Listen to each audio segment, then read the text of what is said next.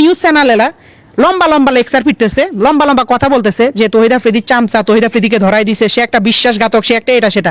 ভাই এসব মিথ্যা বানোয়াট আপনি যে আমার মুখ থেকে শুনছেন, আমার থেকে জানছেন, না জেনে না শুনে আপনি কেন এসব মিথ্যা বানোয়াট কথা বলতেছেন? এসব মিথ্যা নিউজ কেন ছড়াইতেছেন? আমি নাকি তহিদ আফ্রিদিকে ধরাই দিছি পুলিশের কাছে, এবং উনি নাকি নোয়াখালীতে আমার বাড়িতে গেছে, হ্যাঁ ওনার সাথে আমি বসেই করছি। ভাই মিথ্যা কথা কেন ছড়ান? ভাই মিথ্যা কথা কেন ছড়ান? ভাই মিথ্যা বাদ দিয়ে সত্যিতে আসেন, সত্যিতে আসেন, আপনারা যাচাই বাছাই করেন, আমার তো সমস্যা নেই।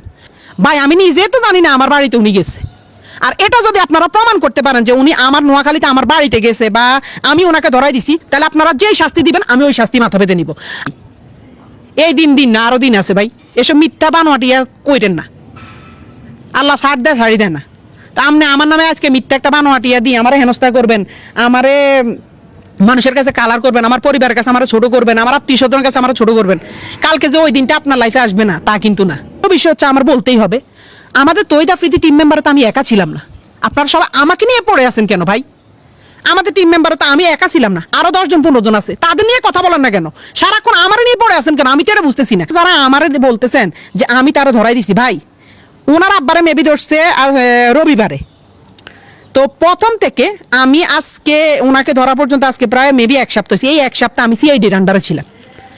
আমার মোবাইল, আমি নিজে কোথায় যাই, কখন কি করি না করি, সব কিছু আমার সিআইডির আন্ডারে। ইভেন আমি সবচেয়ে বেশি ফেস করতে হয়েছে, এগুলো তো আমার যেমন কি হয়েছে আমি তো আপনাদেরকে বলি। ওনার আব্বারা যেদিন ধরে নিছে, ওই দিন সকাল 12টা কি 1টার দিকে আমাকে বসুন্ধরা থেকে সিআইডি অফিসাররা ধরে। বসুন্ধরা থেকে আমি আর আমার এক বড় ভাই গেছিলাম গাড়ি কিনতে, ওইখান থেকে আমাদেরকে ধরে আমাদের সজল ভাই দোকানে, সজল ভাই সহ আমাদেরকে জিজ্ঞাসাবাদ করা হয়েছে, আমার মোবাইল ট্র্যাক করা হয়েছে, আমার মোবাইলে সব কিছু ঘাটাঘাটি হয়েছে এবং সব কিছু দেখছি। ইভেন এরপরও প্রতিদিন আমাকে ধরা হয়েছে। তারপরে আমি একজনের ভিডিও দেখছিলাম, আমেরিকান আমার এক বড় ভাই আছে হিমেল ভাই, তারপর ইলিয়াস ভাই, ওনাদের ভিডিও দেখছিলাম।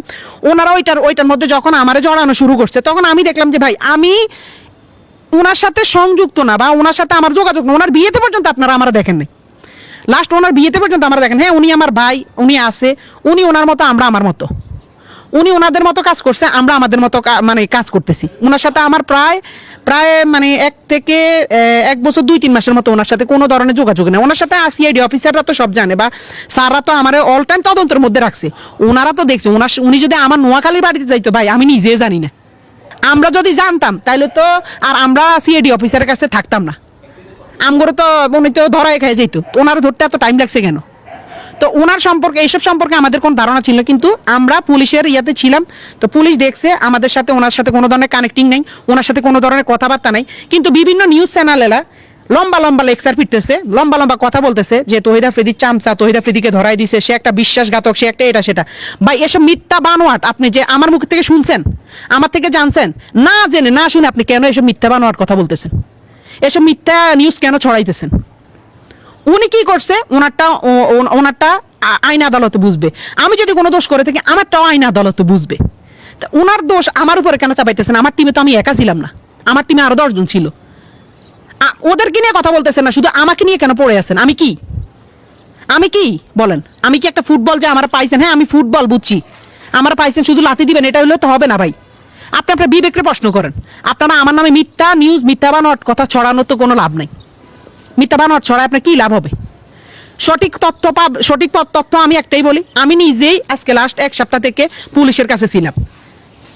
ইভেন আমি যখন দেখছি যে আমার বিষয়টা বেশি হয়, তখন আমি ইলিয়াস হোসেন ভাইয়ের সাথে কথা বলছি এবং হিমেল ভাইয়ের সাথে কথা বলছি। ওনারা বলতে যে তোমার যেহেতু তদন্ত করা হয়েছে, যেহেতু তুমি নির্দোষ, তো তুমি তোমার মতো। কারণ ভাইয়ার ওই সব বিষয়ে আমাদের কোনো কিছু ধারণাই নাই। আর অনেকে আমার নিয়ে পোস্ট করছে আমি জুলাই আন্দোলনে 2 তারিখ 3 তারিখ 5 তারিখ নাকি তহিদ আফ্রিদির সাথে তাদের মাইটি বেঁধেছিলাম। আরে ভাই আপনাকে কি মাথা সমস্যা? আপনারা কি আমার ফেসবুকে যায় দেখতে পারেন না আমি কোথায় ছিলাম, কি ছিলাম? বা আমার নোয়াখালীর ভাই ব্রাদাররা আমার যারা আমার লগের আন্দোলনে গেছে তারা কি জানে না আমি কই আছিলাম? আমি জুলাই মাস, আগস্ট মাস, সেপ্টেম্বর মাস গত বছর নোয়াখালীতে ছিলাম, কারণ তখন বন্যা হয়েছিল, আপনারা ভালো করে জানেন। তখন বন্যার সময় বন্যা হয়েছিল। তো এইসব মিথ্যা অপবাদ একজনের নামে, আমার নামে আপনি মিথ্যা কথা ছড়ায় আপনার কি লাভ? আমার এটা একটু বলেন। মিথ্যা বানোয়াট কথাবার্তা ছড়ায় আপনার কি লাভটা হয়? আমার এটা একটু বলেন। আমি জুলাই আন্দোলনে 1 তারিখ 2 তারিখ 3 তারিখ 4 তারিখ 4 তারিখ এই কয়দিন আমি টানা মনে করেন যে আমি ছিলাম, আমাদের জুলাই আন্দোলন হয়েছিল আমাদের তখন মাইজ দিতে, যেহেতু আমরা একটু গ্রাম সাইডে পড়ছি, আমাদের সাইডে আন্দোলন ওরকম হয় নাই, হইলো ছোটোখাটো হয়েছে, স্কুলের বাচ্চারা করছিল, কিন্তু আমরা ছিলাম তখন মাইজ দিতে। এবং এটা সাক্ষী আছে একজন কন্টেন্ট ক্রিয়েটর আছে রাইসুল ইসলাম আমাদের নোয়াখালীরই, তারপর আমার কিছু ছোট ভাই আছে যেমন মাকতুম সহ, ওদের বিভিন্ন ধরনের আমাদের বিভিন্ন গ্রুপ আছে নোয়াখালীর। হ্যাঁ, ওনার সাথে আমি বসেই করছি। ভাই মিথ্যা কথা কেন ছড়ান? হোয়াই মিথ্যা কথা কেন ছড়ান ভাই? মিথ্যা বাদ দিয়ে সত্যিতে আসেন, সত্যিতে আসেন, আপনারা যাচাই বাছাই করেন, আমার তো সমস্যা নেই। আমারও তো আজকে 7 দিন তো যাচাই বাছাই করছে পুলিশে, সিআইডিএ, তারপর বিভিন্ন ধরনের বিভিন্ন মানে সাংবাদিকরা, জার্নালিস্টরা, যেমন এই যে আমেরিকা থেকে আমার প্রচুর পরিমাণে চাপ দিছে এই যে হিমেল ভাই, তারপর ইলিয়াস ভাই, ওনারা অনেক তথ্য জানছে আমার কাছ থেকে। কি তথ্য জানছে যে আমরা কি আসলে কি করছি না করছি, আমরা বলতে বাধ্য হয়েছি, কারণ ভাই আমার কারণে তো আমার ফ্যামিলির উপর চাপ পাইতেছে, আমার উপর বিনা কারণে চাপ পাইতেছে, বিনা দোষে, বা আমি বিনা দোষে দোষী হইতেছি। এই যে আজকে আপনারা মিথ্যা নিউজ ছড়াইতে আছেন যে আমি নাকি তৈদা ফ্রিদিরে ধরাই দিছি, আমি নাকি তৈদা ফ্রিদির সাথে নোয়াখালী, মানে এসব মিথ্যা ভাই, এগুলো তো সব মিথ্যা কথা। আপনি কেন ছড়ান? আপনি দেখছেন? আমার কথা হচ্ছে, আপনি যদি দেখেন, প্রমাণ করতে পারেন, আপনি যে শাস্তি দিবেন আমি ওই শাস্তি মারতে নিব, যদি এই কথা উল্টা পাল্টা মিথ্যা কথা আপনারা করতে পারেন। এসব মিথ্যা বানোয়ার কথা বাদ দিয়ে দয়া করে মানুষটি বিভ্রান্তির মধ্যে ফেলবেন না, আমার কারণে যেন আমার ফ্যামিলির ক্ষতি না হয়। মিথ্যা এসব বানোয়াট, আমার নামে একজন নাম মিথ্যা বানোয়াট ছড়াইয়েন না ভাই। এই দিন না আরো দিন আছে ভাই, এসব মিথ্যা বানোয়াট কইরেন না, আল্লাহ ছাড় দেয় ছাড়ি দেয় না। তো আপনি আমার নামে আজকে মিথ্যা একটা বানোয়াট দিয়ে আমারে হেনস্থা করবেন, আমারে মানুষের কাছে কালার করবেন, আমার পরিবারের কাছে আমার ছোট করবেন, আমার আত্মীয় স্বজনের কাছে আমার ছোট করবেন, কালকে যে ওই দিনটা আপনার লাইফে আসবে না তা কিন্তু না।